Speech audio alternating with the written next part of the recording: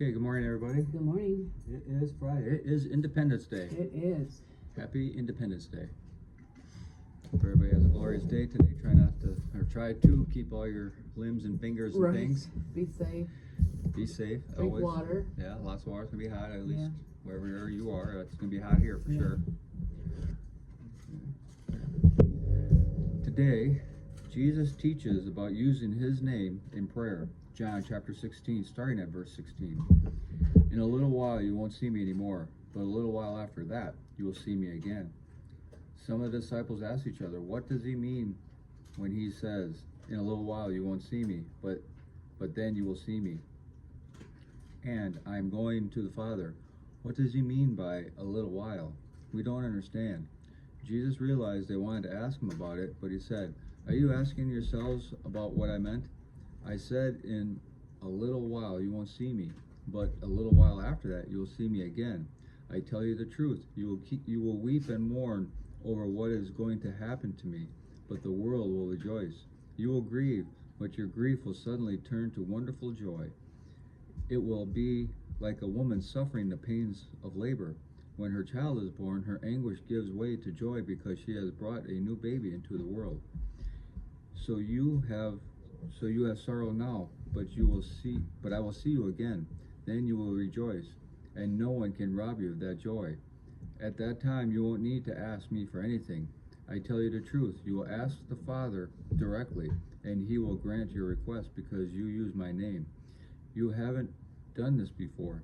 Ask, using my name, and you will receive, and you will have abundant joy. I have spoken of these matters in figures of speech, but soon I will stop speaking figuratively and tell you plainly all about the Father. Then you will ask in my name. I'm not saying I will ask the Father on your behalf, for the Father himself loves you dearly, because you love me and believe that I came from God. Yes, I came from the Father into the world, and now I will leave the world and return to the Father. Then his disciples said, at last, you are speaking plainly and not figuratively. Now we understand that you know everything, and there is no need to question you. From this we believe that you came from God. Jesus asked, do you finally believe? But the time is coming, indeed it's here now, when you will be scattered, each one going his own way, leaving me alone. Yet I am not alone, because the Father is with me. I have told you all this so that you may have peace in me. Here on earth you will have many trials and sorrows, but take heart, because I have overcome the world. Now the commentary. Jesus was referring to his death, now only a few hours away, and his resurrection 3 days later. What a contrast between the disciples and the world. The world rejoiced as the disciples wept, but the disciples would see Jesus again in 3 days and rejoice. The world's values are often the opposite of God's values. This can cause Christians to feel like misfits. But even if life is difficult now, one day we will rejoice. Keep your eye on the future. Keep your eye on the future and on God's promises. Jesus is talking about a new relationship between the believer and God. Previously, people approached God through priests. After Jesus' resurrection, any believer could approach God directly. A new day has dawned, and now all believers are priests, talking with him personally and directly. See also Hebrews chapter 10, verses 19 through 23. We can approach God not because of our own merits, but because Jesus, our great high priest, has made us acceptable to God. The disciples believed Jesus' words because they were convinced that he knew everything, but their belief was only a first step toward the great faith they would receive when the Holy Spirit came to live in them.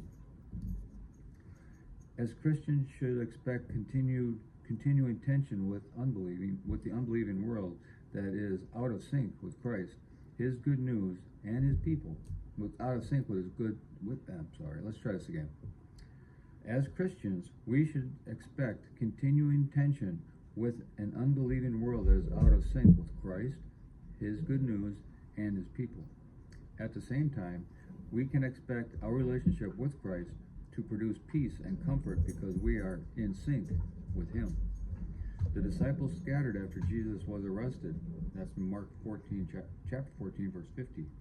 Jesus accepted their statements of faith even though He knew their weaknesses.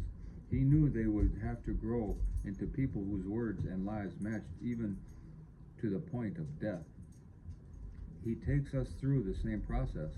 How well are you living out what you say you believe about Jesus? Jesus summed up all He had told them this night, tying together themes from John chapter 14, verse 27 through 29, chapter 16, verse 1 and 4, and chapter 16, verse 9 through 11. With these words, He told His disciples to take courage. In spite of the inevitable struggles they would face, they would not be alone. Jesus does not abandon us to fight our struggles either. If we remember that the ultimate victory has already been won, we can claim the peace of Christ in the most troublesome times. It's a true fact. We forget, we lose sight of the fact that, again, God has foretold the end from the beginning, and the end has already been won and done. And we just have to watch this movie till the end. It's like reading a book. He's already told us the last page, right? But we're reading it from the beginning, so we have to read the whole book until we get to the end. But we already know what the end is like. Right. It's just tough for us to live through this world because, again, we are not in sync with this world. Because we just look around and you see the trials and confusion that people have, and it's just and the hatred they have towards Christ and Christians. It's very much so. And there are many worse people out there than Christians, and yet they hate Christians the most, and that's, What is it you say all the time? The true God is the one you hate. You ask, if one unbeliever asks, out of all the gods in this that are talked about in this world, which one's the true one? Is the one you hate the most is the true one. Because you know that they have a set way of righteousness. Yeah. And there's no way that we could ever equal up to that. That's why Jesus had to go to the cross. Mm-hmm. So we're trying to live as His example leads us to live, but yet Satan's trying to prevent that. Yeah. And the commentator, said it pretty good here. I don't really see where it is here, but he said that Jesus accepted their, profession of faith to Him, even though He knew what was coming. Right. When they would all scatter and deny Him and everything else, and that's a good thing, that because we have that too. Mm-hmm. Even as Christians, as even new Christians, as if they get baptized or whatever, and they're in some really horrible situation and they come to Christ and yet they backslide a little bit, they think that it's all over, but it's not. Right. Christ knew what you were going to do, and He just wants to remind you to stick with it, and He will see you through it till the end. Right. And it's not the end of the world. It's not the time to give up. It's a time to remember and go back, and it will be okay. He doesn't abandon us because of our own failures. Right. That's the whole thing, because we can't. Our own failures keep us from God, and it's Christ's perfection that brings us to God. So we have to hold on to Christ's perfection and not our own, because we don't have it. Right. So, okay. Hope everybody has a glorious day and a safe Independence Day. Sure. And to remember, what that means. So, all right. And we'll talk to you later.